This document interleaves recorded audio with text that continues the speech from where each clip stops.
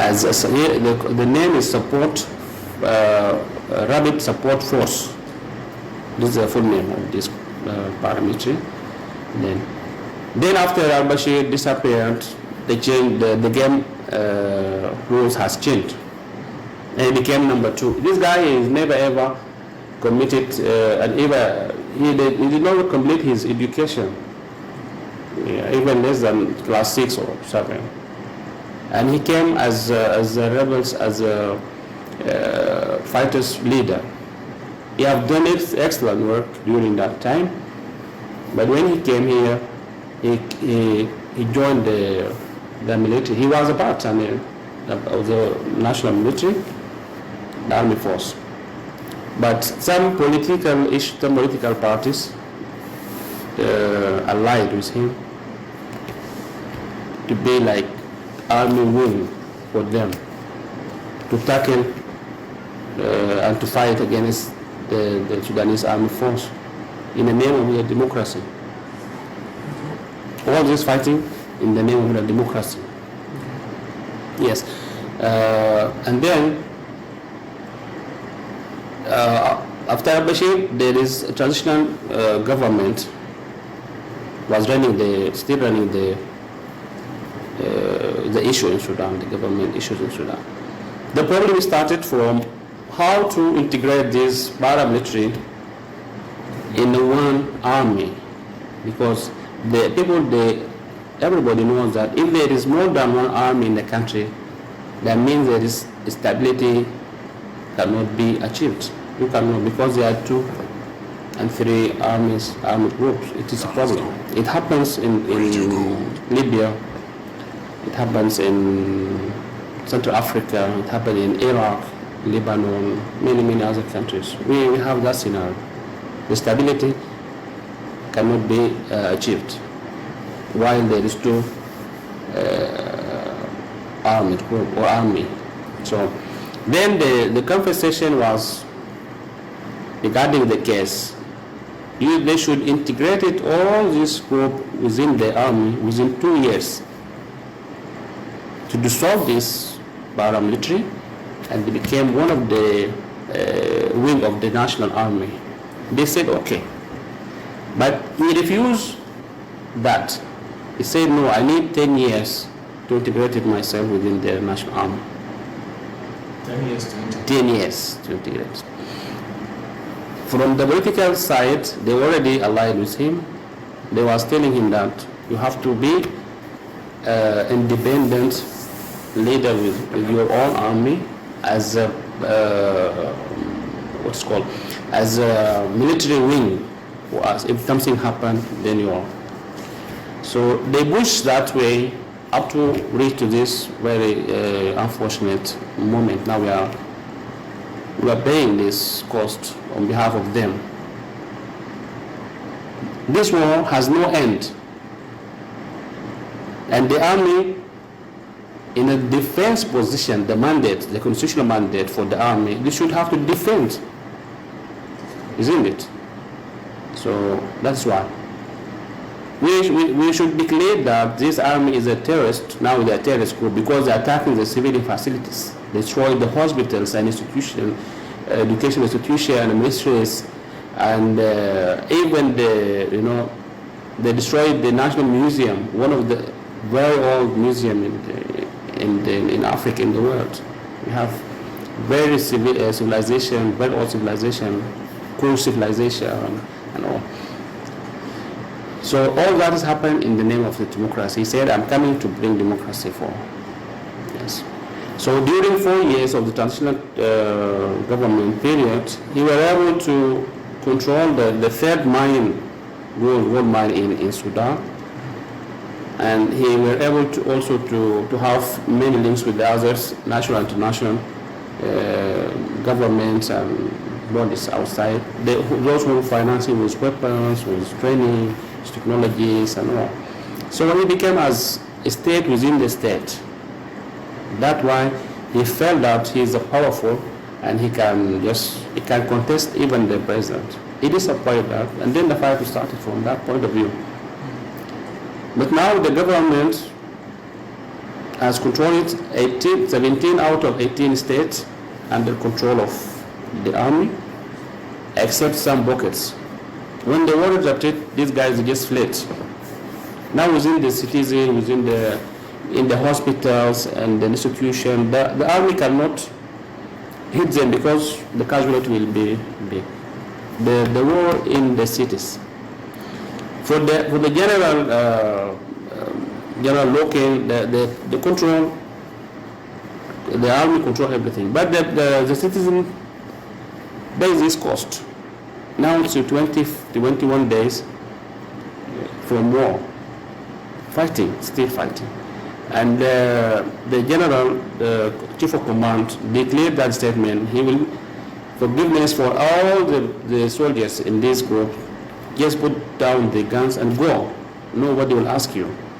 However, the casualties are outside. They destroyed the air, the Khartoum airport, absolutely, and destroyed the Ministry of Justice, Ministry of Foreign Affairs, Ministry of Interior, Presidential Palace, the headquarters of the Army headquarters. All this institution has been destroyed. When you say destroy, you mean completely? They burn it with fire. Including the airport? Yes, all the airports. There is no airport in Khartoum right now. So you're saying the current state is that the army has been able to gain control? Yes. But you have some pockets where... There's pockets within the areas. Well, that's Adil, the Sid, I hope I got his name right. He is the acting ambassador for Sudan in Ghana. We're joined on the line by Mr. ADIB SAANI, who is a security analyst. Thank you very much for your time and good morning to you. Good morning. Well, I hope you're well. It's been quite a while. Indeed, it has. I've been well. I've been traveling a lot lately, but it's good to be back. Nice to have you. Nice to have you. So, first of all, with the Sudan situation, Sudan is not new to conflict. In fact, they've been having an age-old conflict. They had an age-old conflict in Darfur, South Sudan. There were problems before the separation, among others.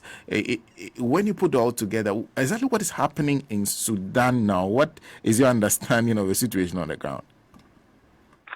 Well, thank you. It's a historical answer to what is going on. Sudan has a checkered history, I must say, since independence in 1956. They have had about 15 coups. There's been wars all over the place, including the very notorious Darfur crisis, when people of black African descent decided to revolt.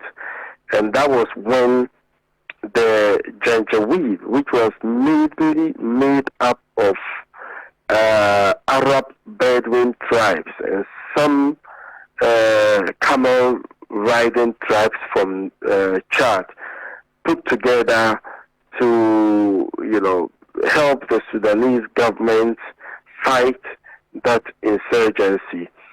And it is the same Janjaweed that metamorphosed into what is known to be today as the Rapid Support Forces. Unfortunately for them, the Rapid Support Forces were so emboldened to the extent that they felt equal or perhaps bigger than the state. That is particularly why I always talk about the need for us to take action against the vigilante groups, because if care is not taken at the point they would feel so powerful, they might want to rub shoulders with the state, and that's exactly what is happening in Sudan. And in 2017, under President Omar al-Bashir, the Rapid Support Forces was officially classified and recognized as an independent security service. So just as we have the military, the police, the immigration, the customs, the Rapid Support Service, Support Forces also became a main security agency. So what in principle this means is there were two armies. And that was the start of their troubles, because just some 2 years after they were recognized, the Rapid Support Forces and the army came together under General Hemeti and General Burhan to overthrow President Umar al-Bashir. Okay, and after that, they also started some unhealthy power struggle among their ranks. And the trouble didn't start today. I mean, there's been some warning signs. Unfortunately, everybody fails to pick it up. Today, they are fighting and flexing each other's muscles. Almost every major world leader has called on the two to stop the fighting, but they are unwilling to listen to anyone.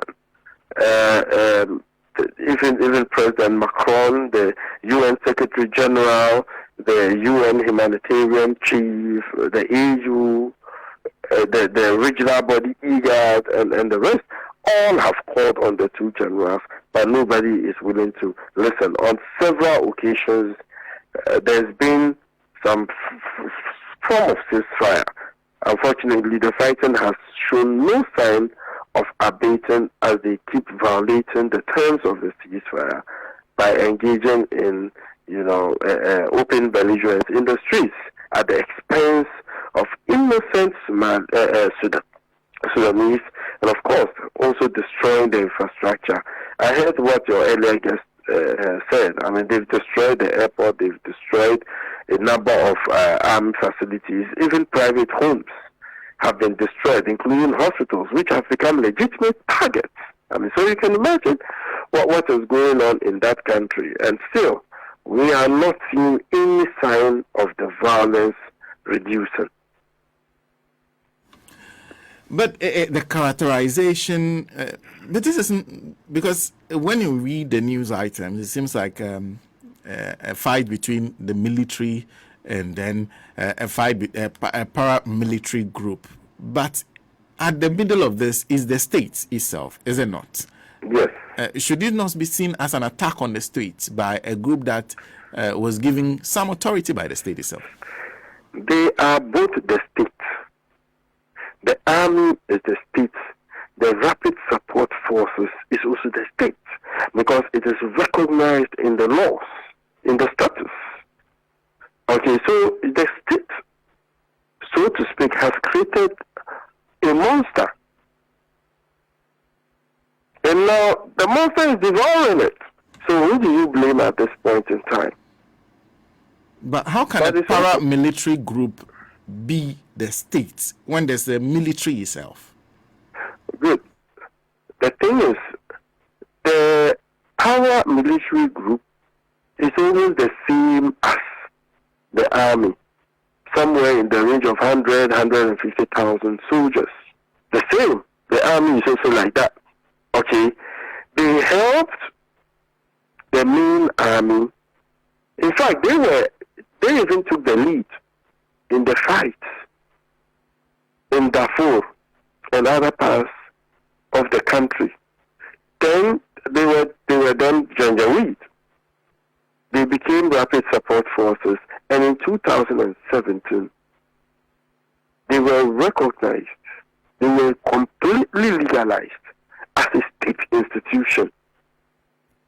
So let us not make it look like they are an illegal entity or something. No, they are recognized by the law. Okay, just that. I mean, I have my own reservations about having two armies. Okay, but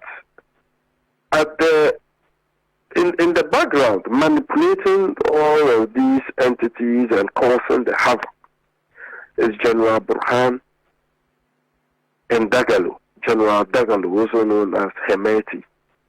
They are causing all this. It's a battle of greed to control the country, to control the rich mineral resources. And there was a roadmap to handing over power to a civilian authority. Okay? And the rapid support forces were supposed to be absorbed into the main army. And that was what was agreed. We're almost on the verge. Unfortunately, they are unwilling to do so because they are thinking that it amounts to jettisoning their strength to the army. And there are some greedy individuals, fantastically greedy individuals, who don't want that to happen because so long as the status quo persists, they are benefiting. So this is also an attempt to frustrate the peace process and, of course, a handover to a civilian authority in the country. Today, nobody is talking about it. All we are concerned about right now is for a cessation in the fighting. But some few weeks ago, we're almost there, the eureka moment when the military is going to hand over to the civilian authority that was not too long ago removed from power through a coup. So it is a worrying situation, I must say. They are still fighting, they are flexing each other's muscles. And in the end, it is the Sudanese people who suffer. And that is the question then I was coming to: who protects the interests of the state and, of course, the Sudanese people at this time? Because definitely there must be one side which has a bigger duty than the other. Well, currently the Sudanese people have lost faith in the state. What they are counting on is the international community. That is also somewhat handicapped. What at the point they were concerned about is getting their citizens out of the country and push through diplomatic efforts and getting the two sides to smoke the peace pipe. 3-4 days ago, we had the U.S. announce some sanctions regime. I don't know to what extent. I'm yet to read the document. I'm sure, but it should be against some individuals who are fueling the whole thing. But I, as a conflict and mediation analyst, think that the solution to the conflict in Sudan doesn't necessarily emanate or come from Sudan. Just as it is in Yemen. The fighting between the Houthis and the internationally recognized administration continued for long because it was proxy between Saudi Arabia and Iran. Now that they have decided to re-establish diplomatic relations, the guns have been silenced. The same can be said about Syria, in which different interests converge. The Americans are there protecting some oil fields. The Russians are there protecting Assad. The Israelis conduct almost daily bombings in the country. The Turkish are also there protecting some rebel groups like the Free Syrian Army. And, the Saudis are also there supporting some rebel groups, the Emiratis. It is a convergence of interest. So for you to think that the solution to the Syrian crisis lies in Syria, no. It lies in the various capitals, Ankara, Washington, with the Kremlin in Moscow. It lies in various capitals whose interest is fueling the crisis in the country. The same can also be said about the Sudanese crisis. We have some elements who are supporting and emboldening the two sides. It is believed that the Libyan National Army is supporting the Rapid Support Forces, arming them, supporting them with fighters. It is also believed that the Russian mercenary group called Wagner is supporting the rapid support forces, including resupplying them using Russian planes, and the fighting is continuing. On the other hand, it is also believed that the Egyptian government is supporting the army. Okay, so if we make that conscious attempt to find out where all of these support is coming from and engage their masters, so to speak, engage their masters and ask them to stop supporting diplomatically and, more importantly, to stop arming them, I think that would be one giant step. I mean, I'm sure when Sisi picks up the phone and calls Burhan, you got to stop this, they would listen. Because surely they are getting their supplies from elsewhere and they are getting remote controls from elsewhere. The decisions might not necessarily be coming from inside Sudan, but from elsewhere. So let's identify. And in any future negotiations, we should include these, parties.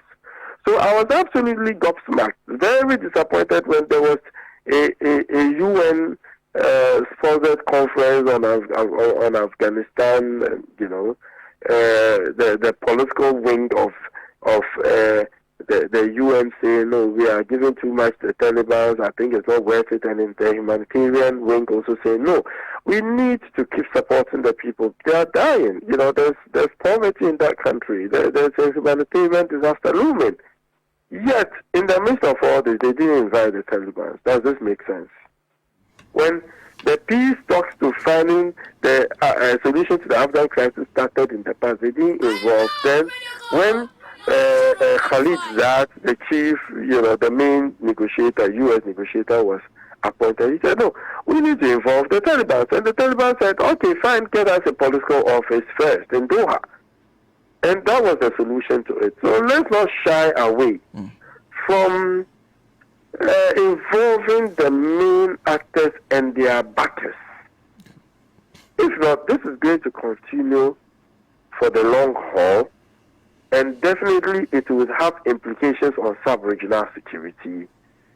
The remnants of it would sprinkle all over the Sahel region, embolden those Al-Qaeda and ISIS-related groups in the area who are hell-bent on taking over the littorals, including Ghana, Togo, Ivory Coast, Benin, and other countries.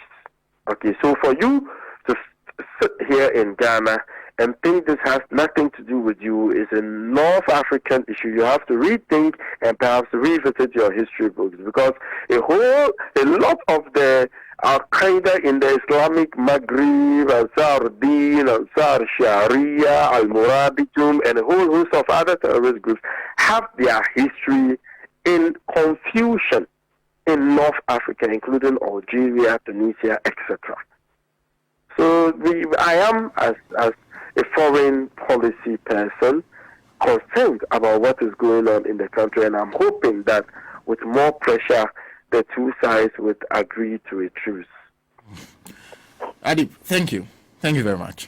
My pleasure, always. Yeah, Adib Saani is a security analyst, and his opinion is that a lot more needs to be done, and the solution may not necessarily lie with the two men, but you need to find who is backing them. Who is their backers? About 15 coup. Yeah. Hey! Sudan has a very checkered history. In fact, I think the most stable period they had was under someone who the West considered a dictator, Omar al-Bashir. Yeah, he had the kind of hand that Gaddafi had. He had the kind of hand that the West does not like. But somehow those leaders were able to keep those states together and stable. Even though you may not agree with their methods, they were able to keep those states stable until there was those moves to overthrow them. Like in the case of Gaddafi, once the overthrow happened, everything went haywire. Since then, Libya has never recovered. Libya has never recovered. And I think we may be on the verge of that if something is not done to immediately deal with the situation. We're joined by Okay. Our senior Raymond Acha, who says he has some inputs to make on this discussion. Good morning to you, and thank you very much for your time. Good morning, Sane. How are you doing today? I am doing well. It's the animal rights lawyer's birthday today. Oh, yes. Today is the birthday of the lawyer. He says because he's not in the position to organize a small lunch here, that's why he's decided not to mention it. I send my birthday to him. He's listening. He's listening. Okay. Well, by the way, what about because first let me hear what you think about what's going on in Sudan and the long-term solution to it. You know, Senator, what's going on in Sudan, in my opinion, and from the intelligence community, is nothing different from what's going on in the Congo. It's not different from what's going on, what happened in Guinea, the coup that happened in Guinea. I feel, and you know that Sudan has a lot of resources, especially gold. And so what has been happening over the past few years is that most of the countries that have serious mineral resources that don't tend to have stable government, because there are a lot of international interests that control those resources, and therefore doesn't allow countries like that to have their way when it comes to stability and change of government and democracy. I think what is happening in Sudan is nothing different. You remember what happened in Congo. It became a geopolitical fight between China, the United States on one side, Australia on the other side, and the United Kingdom. Then you go back to Guinea, the coup that overthrew the Guinean president. It became a geopolitical issue of iron ore. So Guinea has the largest iron ore in the whole world, bigger than Australia. And the current president had gone to sign a deal with the Chinese to start extracting the iron ore in the Chinese attempt to deal with Australia's issues, criticizing China, and America using Australia to criticize China in the Asian region. So in the same case, what is happening in Sudan is nothing different. You know that Sudan is supposed to hold elections this year, I think in July. And the parties that control the interest in Sudan are not too sure what that election will bring. And therefore, in my opinion, they've decided to scuttle the whole process that would have resulted in elections in July. So I find it interesting, because if you look at the Dagalo guy, he is connected to the Russians.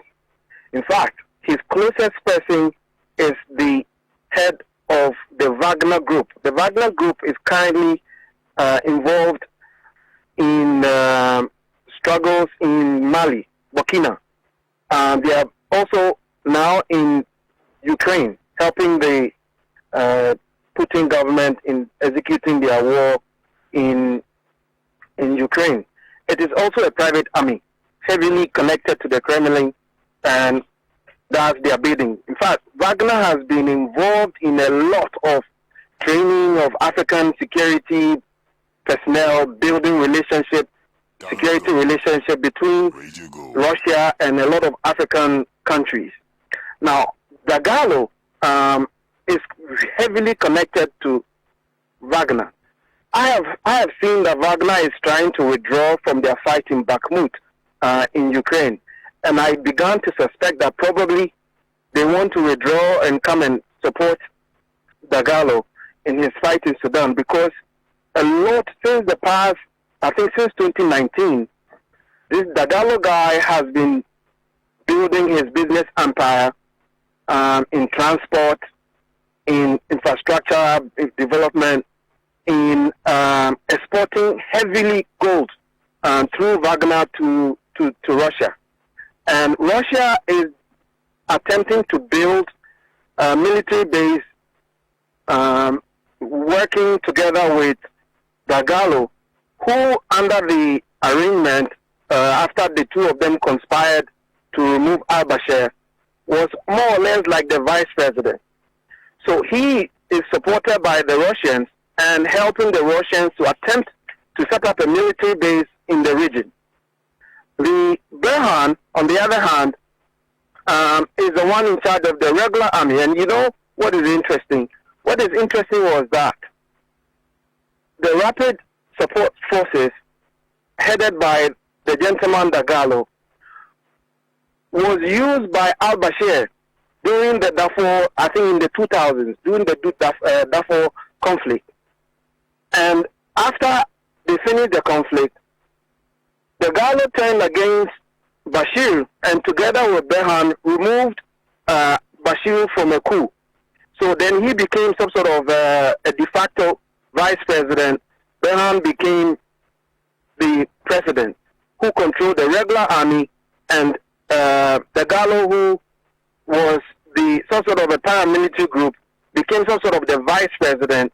But he was put in charge. His forces were put in charge of what they call the border guards. So like those boundaries and borders, they were in charge of those.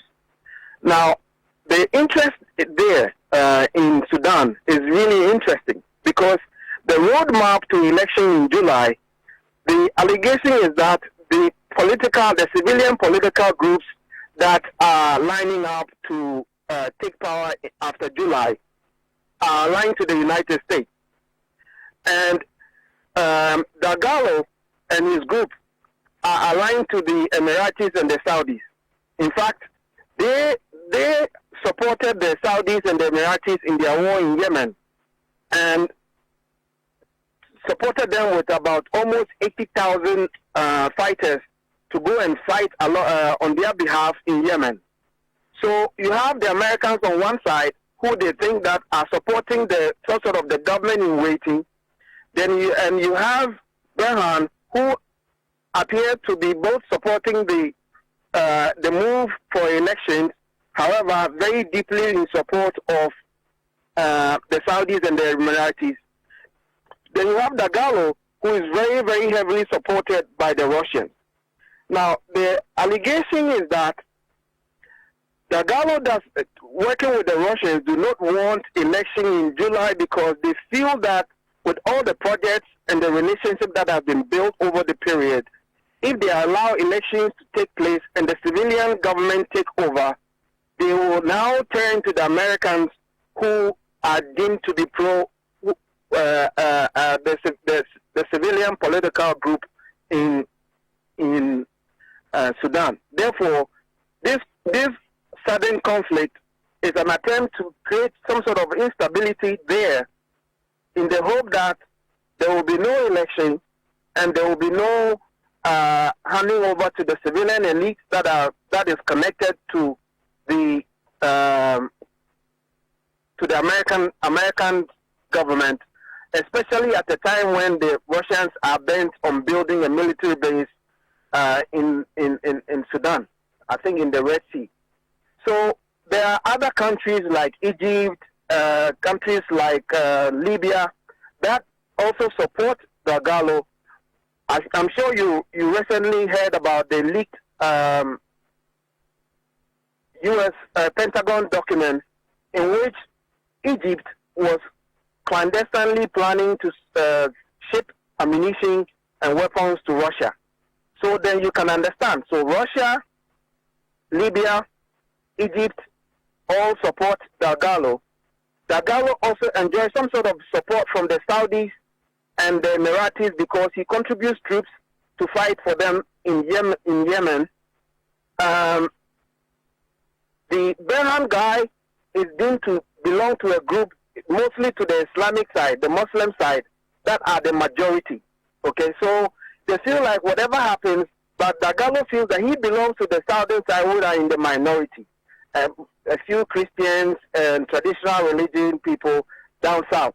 So he feels that whatever happens in Sudan, he will be at the losing end. And therefore, I feel like he and his benefactors are the ones that have encouraged him to scuttle and create this instability in the region so that the July democracy will not take place, because if it does, it will hand over to civilians who are connected or aligned to the United States, who will then now give them problems in the projects, especially because most of the people that Dagalo is doing business with in Russia are all people who are sanctioned under the UN and under US. So that, for me, is unfortunately the reason why there's this sudden eruption of conflict. But it's so painful that we live in a continent where we are always remote controlled by geopolitics, external forces, and everybody knows Africa is the next big thing. But I feel like Africa will be recolonized if we don't take control of our security and our thinking. The leadership of Africa, the way they think, is really shocking to me. With all the resources, Africa controls over 40% of the global resources at the moment. Yet we can't come together. You've seen China. China is trying to be world superpower by collaborating with India, with Brazil, and the rest. We as Africans have had the AU for years. We still cannot come together and allow these wasting countries to divide us, exploit our resources, and eventually destabilize the continent and take as much as they want. Look, Senna, if you take Congo alone, you know the global craze in clean energy and electric cars, right? If you take Congo out of the equation, the whole global project of electric cars will suffer, because the material that is used in producing those batteries globally, Congo controls almost half of it. So everybody has its eye on Congo. The Americans have decided that rather than criticize China directly like Trump used to do, they rather now do it through Australia. Australia controls ships. I think that their biggest export to China is iron ore and I think wine, because Australia started criticizing China at the behest of the UK and the United States in the region. China decided to put a trade blockade on all the exports that go to China except iron ore, because China lives and eats iron ore. If Australia stops supplying them with iron ore, it will create massive problems. So despite all the embargoes, China left the iron ore in the hope that they could reach a deal with Guinea, so that Guinea will give them the linchpin to cut Australia off and collapse their economy completely. Because of that, you see the gentleman that did the coup in Guinea, right? He worked in the French army. Then he got trained in the U.S. army, came back to Guinea and did the coup. Now the allegation is that the French were in on the deal for China to sign the iron ore deal in Guinea. Therefore, you heard around that time that Australia had $1 billion defense deal, I think, to import submarines from France. Immediately, they canceled the contract with France and then gave the contract to the United States. The United States then supported Australia all out because they realized China was trying to cut their ally in the Asian region off by trying to sign this deal with Guinea. All of a sudden, the president of Guinea is removed. Go to Congo. Congo had a multi-billion-dollar deal with China. And the Americans came and stepped in and said the whole deal was riddled with corruption, blah, blah, blah. In the end, what happened? They took the contract from the Chinese, especially to build the dams and the juicy ones, and gave it to Australia, all to compensate Australia for the trade embargoes that have been put on Australia because they are doing the bidding of the United Kingdom and the U.S. in the Asia region. So what are we? We are just a bunch of pawns that are being used by Western countries They create all these instabilities here, but our leaders just don't think. And I feel that this conflict in Sudan is just another extension of the Western manipulation of our leaders and their interest in Africa, which eventually creates instability. For example, Senator, ask yourself, you remember our president was crying how Wagner Group is in Mali and he feels so threatened.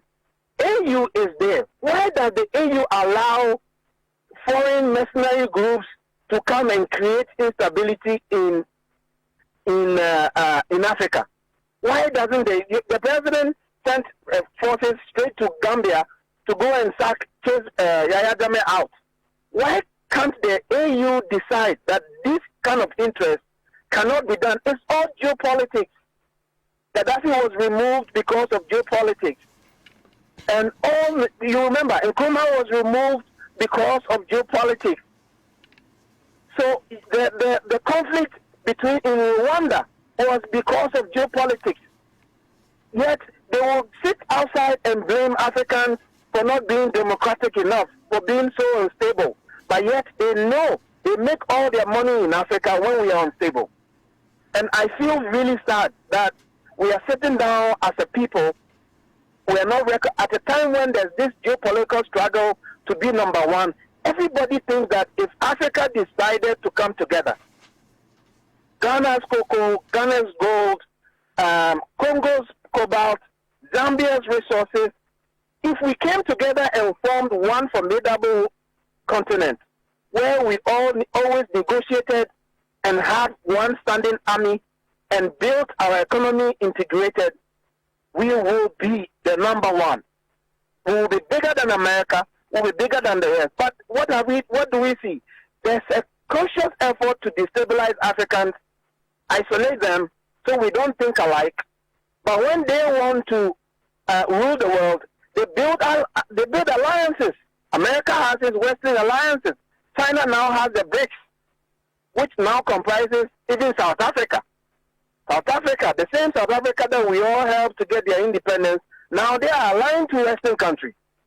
Okay?